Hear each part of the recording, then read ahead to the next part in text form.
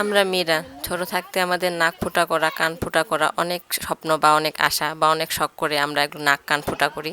কিন্তু নাক কান ফুটা করার পর বাপের বাড়ি থেকে যে নাক ফুল পাওয়া যায় বা পরি আমরা, কিন্তু বিয়ের দিন সেই নাক ফুল আমাদের খুলে ফেলতে হয়, কারণ মোহরের সময় নাকি না বরপক্ষকে নাক ফুল দিতে হয়। আর এই বরপক্ষের নাক ফুল পরার জন্য বাপের বাড়িকার নাক ফুল আমাদের খুলে ফেলতে হয়।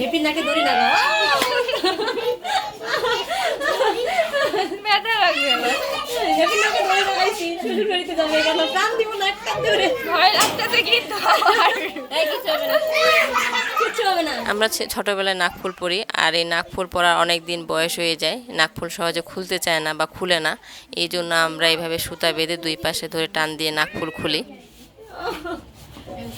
আল্লাহু আকবার।